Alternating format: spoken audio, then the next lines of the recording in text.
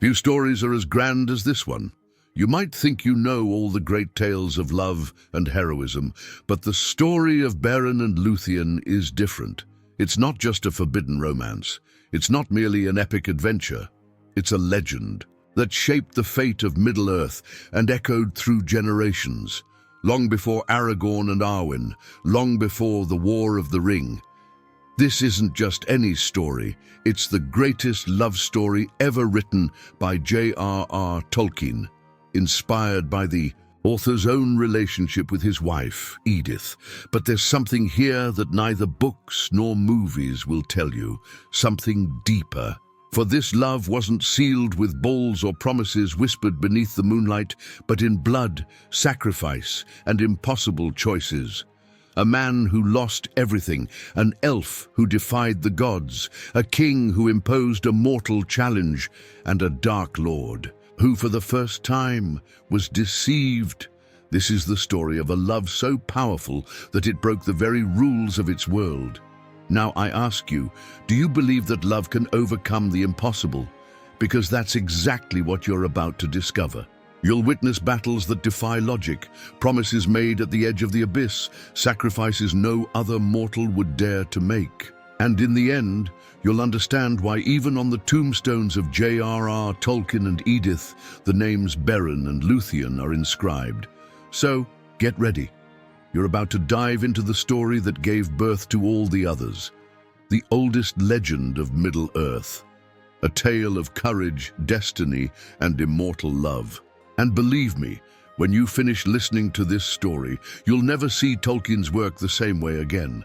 If there's one love that transcends time and the very essence of Middle-earth, it's that of Beren and Luthien. J.R.R. Tolkien, master of fantasy and symbolism, didn't just create this story, he lived it in a way. Inspired by the love he held for his wife Edith, he wove a tale where passion and sacrifice intertwine like the threads of an epic tapestry. When you think of great literary romances, many mention Romeo and Juliet. But the intensity of Beren and Luthien's love goes beyond that. It wasn't merely a forbidden romance, but a battle against fate, a defiance of the very gods of creation. Imagine a world where hope seemed like a distant whisper and Morgoth's shadow obscured everything. In that setting emerges Beren, a man who lost everything, yet finds in the dance of an elf a new purpose. Luthien wasn't just beautiful, she was the most powerful among the elves of her lineage, a light defying the darkness. Unlike so many idealized loves, this story isn't built on empty promises or trivial gestures. It is shaped by risk, total surrender, and resilience. And Tolkien knew exactly what he was doing. He immortalized this love not only on the pages of the Silmarillion, but also on his very own tombstone. In Wolvercote Cemetery, the inscriptions Beren and Luthien mark the resting place of Tolkien and Edith, sealing a love that transcended fiction. There's no way to read this story without feeling the depth of its truth, as if the author himself whispered to the reader, "This is not just a legend. This is real." Beren and Luthien represent a love that knows no boundaries, that defies realms, that faces death head-on. They are proof that something stronger than fear exists, the courage to choose another, even when everything seems to conspire against it. And if that sounds familiar, it's because Tolkien offers us a lesson that echoes even today. There's no greater force than two hearts choosing to walk together regardless of the storms that surround them.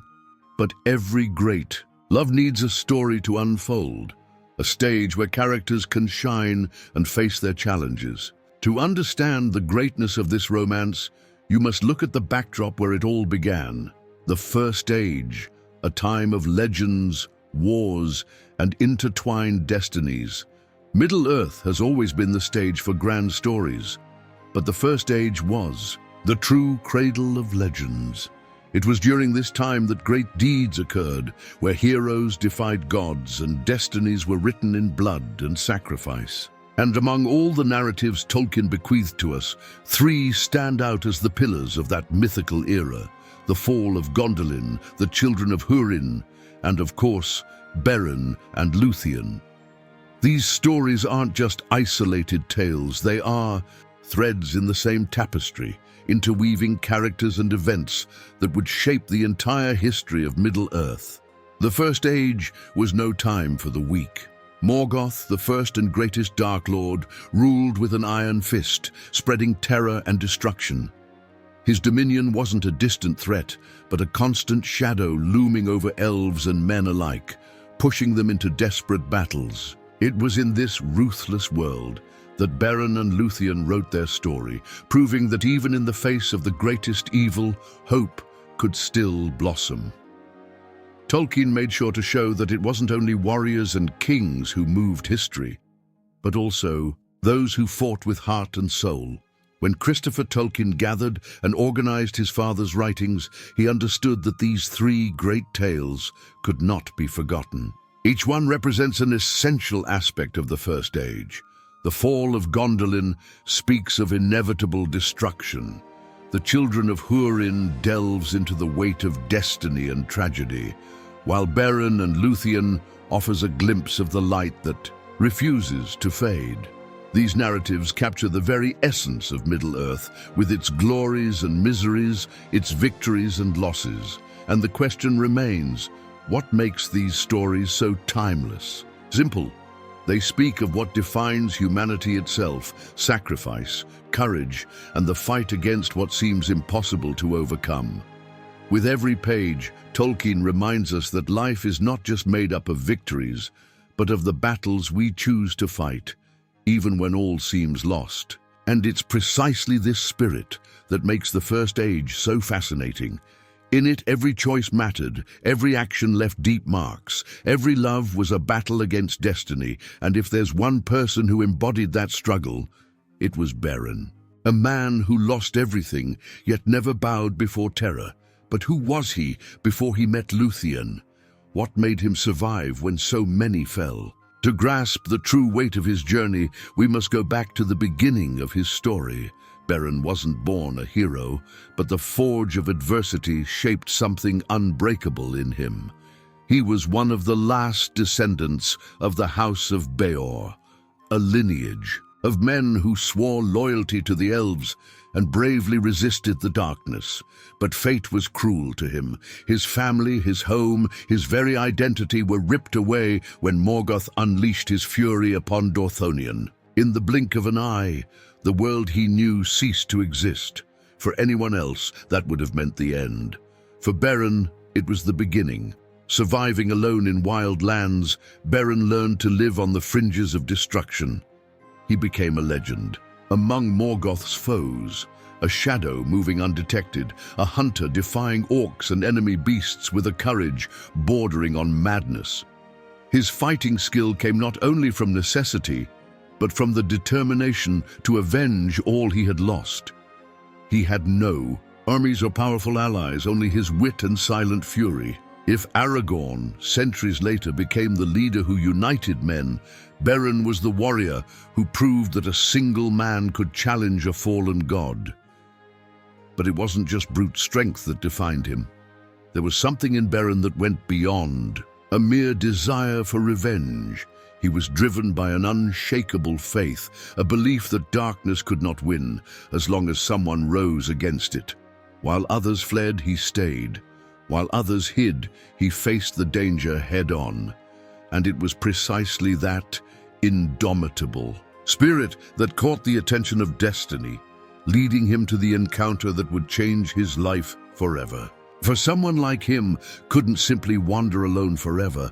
Beren had already faced orcs, demonic beasts, and the terrors of Morgoth, but nothing, absolutely nothing, prepared him for what was to come. Amid the forest's shadows, where the night whispered secrets and the moon peeked through the leaves, he saw something that made him forget all the battles he had fought. There, under the silvery light, a figure danced as if the whole world had paused to watch. From that moment on, his life was no longer his own, because when a man, marked by war, encounters the very embodiment of beauty and light, what is left to do but follow her? Beren didn't know her name, But he knew that whatever happened, he would never be the same again. And so, almost without realizing it, he took the first step on an impossible journey. Some stories begin with wars, others with destinies intertwined from the start. But the tale of Beren and Luthien began with a dance under the starlight. Imagine an exhausted warrior, accustomed to pain and silence, wandering aimlessly after losing everything.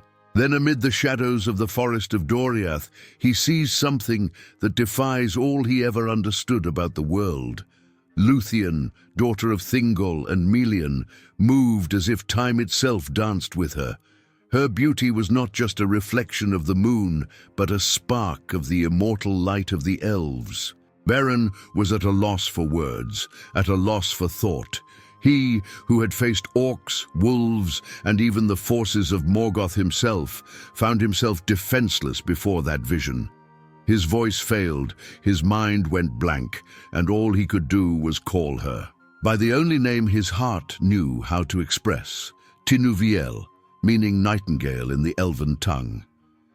He didn't know who she was, where she came from, or that his love for her would pit him against one of the most powerful kings in Middle-earth. But at that moment, none of that mattered. And Luthien, she could have easily ignored that man, a mere mortal lost in her realm. But there was something about him that intrigued her. Perhaps it was his quiet courage, his dignified sorrow, or maybe it was simply the fact that for the first time, someone saw her not as a king's daughter, but as a free, living, radiant being. In that instant, a connection was forged, something pure and impossible to ignore. If there's one lesson Tolkien teaches us with this encounter, it is that true love isn't based on status, power, or convenience. It is born unexpectedly, grows, despite all odds, and defies every rule imposed by the world. How many times do we see similar stories in real life? Relationships that should be impossible, yet flourish because two souls simply recognize each other.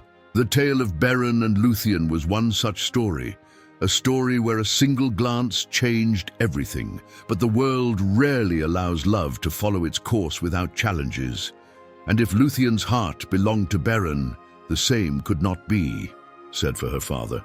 Thingol was not a king who yielded easily, much less to a mere man.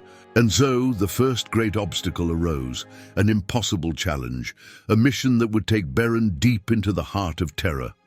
Loving a king's daughter was never an easy task, and Beren learned that the hard way. Thingol, the king of Doriath, did not look kindly upon the presence of a mortal in his realm, let alone near Luthien. To him, men were ephemeral, weak, unworthy of sharing in the elves' immortality. But when he realized that his daughter had already given her heart away, Thingol did what any proud ruler would do. He imposed an impossible challenge, an insurmountable barrier, a way to rid himself of Beren without dirtying his own hands. And what was that challenge? Something that not even the greatest elven kings would dare to attempt. Thingol demanded that Beren retrieve one of the Silmarils, the sacred jewels that Morgoth had stolen from the elves and kept in his crown. To grasp the weight of this request, imagine asking someone to pluck a star from the sky with their bare hands. The fortress of Angband, where Morgoth hid, was a nightmare of iron and shadows, guarded by armies of orcs, giant wolves, and unspeakable horrors. Not even the mightiest elven warriors dared challenge the Dark Lord directly. But Beren did not hesitate. He knew that Thingol never expected him to return alive, that this was a death sentence disguised as a mission. Yet true love doesn't yield to mere probabilities or cold logic. With a determined gaze, he accepted the challenge, sealing his fate with words that would echo through eternity. A gift I shall bring, O king, and then, if justice still remains, you won't stop the hand that touches your daughter. It wasn't just a promise. It was a declaration of war against the impossible, and here lies the lesson Tolkien teaches us. How often in life do we face challenges that seem insurmountable? How many obstacles are placed in our path to make us give up? But greatness isn't found in an easy path.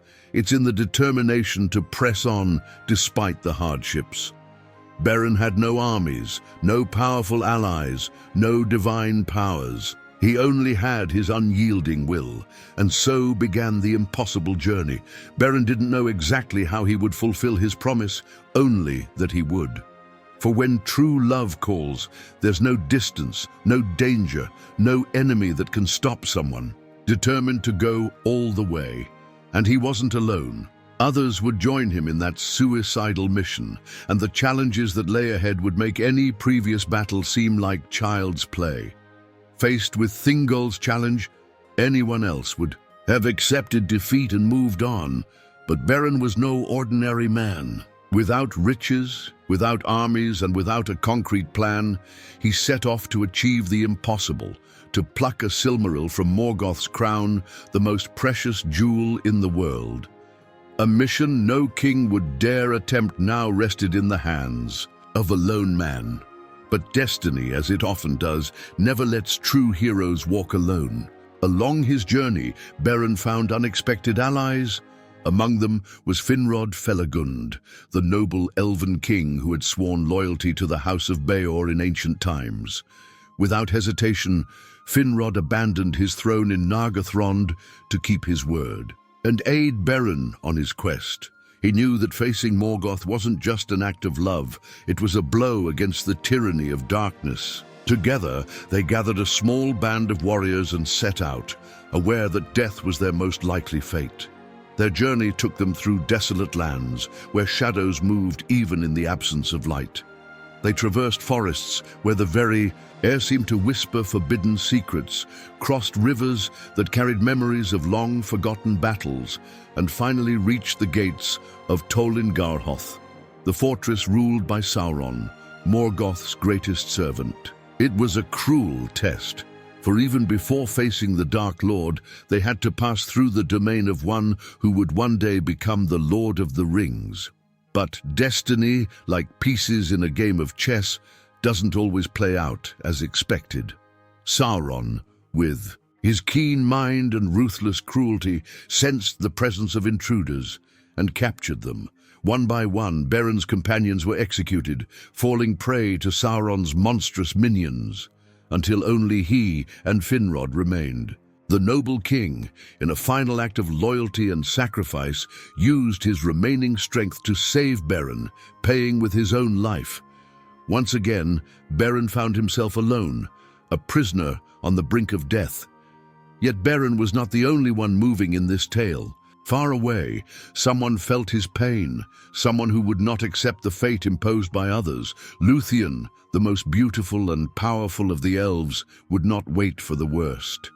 If the love of her life was imprisoned, then she would do what no one expected, embark on her own journey, one that would change the course of Middle-earth forever. Time was running out for Beren. Imprisoned in the dungeons of Tol Garhoth, he watched as death claimed his comrades one by one until he was the sole survivor. Sauron, master of illusions and fear, didn't need swords to break a man. He played with the mind, whispering promises of despair, testing every fiber of his victim's soul. But Beren, even weakened, did not yield. He was made of something that Sauron couldn't comprehend, a love that kept him alive, even when all seemed lost. But while Sauron schemed Beren's end, Luthien was on the move. For her, waiting wasn't an option. She wouldn't be the damsel. Waiting to be rescued, she would be the rescuer. Defying Doriath against her own father's will, she set out alone in search of Beren. Yet no one defies a king and escapes unscathed. Thingol sent hunters after her, and even Celegorm and Curufin, sons of Feanor, tried to use her for their own ends. But Luthien's fate was in her own hands. Then the unexpected happened. Luthien encountered Huan, the great hound of Valinor, a being whose destiny was intertwined with hers. Huan was no mere animal. He was a gift of the Valar, an immortal creature with strength and wisdom beyond comprehension. and perhaps deep down he knew that this elf was unlike any other. With his help, Luthien escaped Celegorm and Curufins, clutches and made her way to Tolin Garhoth, determined to confront Sauron with nothing but her courage and her voice. And then the Fortress of Shadows trembled. Luthien did not wield swords, but her magic was a power even Sauron could not ignore. With her enchanted song, she broke down the tower's defenses and challenged the Dark Lord himself in a duel of wills. Huan, the faithful hound, attacked Sauron with divine fury, forcing him to abandon his form and flee in humiliation. The fortress was destroyed, its shadows dispersed. For the first time, Sauron tasted defeat. In the midst of the ruin, Beren was freed, wounded, exhausted, but alive. His love had not only come for him, it had vanquished Sauron to save him. The impossible had happened, yet his mission was not yet complete. Now, with Luthien by his side, the craziest part of the journey remained: infiltrate Morgoth's fortress and steal the most precious jewel in the world. Entering Morgoth's domain was something even the greatest elven kings would not dare consider. Angband, the Dark Lord's fortress, was an abyss of shadows, guarded by armies of orcs, demonic beasts, and terrors beyond comprehension. But there they were, Beren and Luthien, two unlikely travelers, ready to attempt the impossible. What kings and warriors could not achieve with swords, they would try with cunning and magic. After all, charging at Morgoth in open battle was suicide. But to outsmart him, perhaps there was a chance. To reach the enemy's crown, they needed to disguise themselves. Using her powers, Luthien assumed the appearance of Thuringwetil, a vampiric servant of Morgoth, while Beren took on the guise of Draugluin, Sauron's great fallen wolf. Thus they passed through Angband's gates undetected, walking straight into the presence of the greatest evil of all. Morgoth, proud and convinced of his invulnerability, saw not an enemy in Luthien, but mere entertainment. And that's when he made his fatal mistake. Luthien, the fairest of the children of Ilúvatar, began to dance. Not just any dance, but a spell that intertwined with the very foundations of the world. She sang, and her voice ensnared Morgoth's senses, penetrating the walls of his mind. Gradually, the Dark Lord was overcome by his own desire to marvel at that sight. The cruel laughter that once escaped his lips fell silent. His eyes grew heavy, his strength ebbed away, and then the unthinkable happened. Morgoth fell asleep. Seizing the opportunity, Beren raised the Angrist knife and approached the sleeping tyrant's crown. With a precise stroke, he cut one of the Silmarils, the jewel that contained the sacred light of the trees of Valinor. To hold it was like touching a star, a gleam of purity stolen from the darkest of places. But Beren, driven by the ambition to complete his mission with even greater glory, attempted to snatch a second jewel. That was his mistake. The blade broke, a shard wounded Morgoth, and the Dark Lord began to awaken.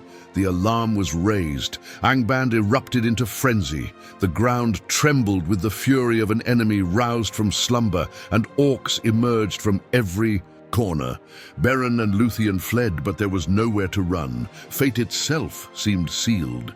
Yet one final obstacle lay ahead. A living terror already waiting at the exit gates, for Morgoth had a guardian, a beast crafted to be the hero's ruin. The most feared wolf in the history of Middle-earth already caught the scent of blood. In the air, no enemy guarded Angband's gates with as much ferocity as Carcharoth, Morgoth's great wolf. Created to be a living weapon, he was no ordinary wolf. He was a monstrous beast, fueled by the malice of the Dark Lord himself. His sole purpose was to devour anyone who dared approach Angband. And now he stood before Beren and Luthien, the two fugitives bearing the world's most precious jewel. The escape that once seemed possible turned into a trap. There was no safe passage, no magic capable of containing Carcharoth's fury. Beren, knew there was no room for negotiation, and fighting such a creature was suicide. So in an act of desperation and daring, he raised the Silmaril, hoping its sacred light would repel the beast. But Carcharoth was no ordinary wolf or a mere servant of Morgoth. Driven by an insatiable thirst for destruction, he attacked with bestial rage, sinking his teeth into Beren's hand and tearing it away along with the Silmaril. What followed was a spectacle of terror and chaos. The Silmaril, forged with the pure light of Valinor, was something no creature of darkness could endure. As soon as Carcharoth swallowed it, a scream tore through the night. The light burned in his innards like divine fire, consuming him from within. In maddened agony, the wolf fled, leaving a trail of devastation in his wake. But for Beren, the damage was already done. Wounded and bleeding, he collapsed into Lúthien's arms. For the first time, his body gave out. There, in the shadows of Morgoth's own realm, Lúthien saw her beloved on the brink of death. And for the first time, hope wavered. Throughout their journey, they had defied kings, faced servants of darkness, and outwitted the Dark Lord himself. But now, the toughest battle was against time. The Silmaril had been lost. Beren was mortally wounded. The promise he made to King Thingol seemed impossible to fulfill. But Tolkien never wrote about giving up. The story of Beren and Luthien wasn't about accepting fate, it was about defying it. With the strength still within him, Beren refused to surrender. They no longer possessed the jewel, yet they had something far greater, each other. And so the journey continued. Even wounded, even defeated, Beren returned to Doriath with Luthien by his side. For one final battle still lay ahead, one final choice to be made, and one last sacrifice to be paid. Beren returned to Doriath not as a triumphant hero, but as a man marked by loss. He did not hold the Silmaril in his hand because his hand was gone. And yet, when he presented himself before King Thingol, he spoke with the same unwavering courage. The mission is accomplished. The Silmaril is in my hand. What Thingol did not expect was that the jewel lay inside the belly of Carcharoth, the maddened wolf who now ravaged the lands around Doriath, consumed by the pain of a light it could not bear, faced with the destiny he himself had sealed for Beren. The king had no choice but to act, and so began the last hunt of his era, an epic confrontation between elves, warriors, and a beast possessed by the agony of fate itself. Huan, the great hound of Valinor, battled Carcharoth in combat so brutal that even the very earth of Doriath trembled. In the end, the beast fell, but Huan did too. The wolf perished, burned by the Silmaril's light inside his body, and the faithful hound, mortally wounded, departed this world alongside the only friend he had ever known. With the jewel recovered, the price was finally paid. Beren fulfilled his promise, but at a cost too high. Gravely wounded during the hunt, he did not survive. Luthien, who had faced gods and demons for her love, now confronted a battle she could not win. No magic could bring him back. No force could prevent what all mortals eventually face. And so, Beren died, and Luthien, for the first time, felt the weight of what it meant to love a man. Yet if there's one thing Tolkien teaches us, it's that true love defies even death. Desperate, Luthien refused to accept the end. Her soul, guided by a pain no being could measure, crossed the veils of existence to the halls of Mandos, where the souls of the dead awaited their fate. And there she achieved the impossible. She sang for the very valor of death. Her song was one of sorrow, but also of hope.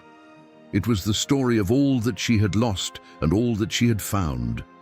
It was the song of someone who chose love over eternity, and Mandos, who had never before bowed to please, did something unprecedented. Moved by Lúthien's love, he gave her a choice. She could go to Valinor and live as an immortal elf, forgetting her pain, or she could return to Middle-earth with Beren, but as a mortal.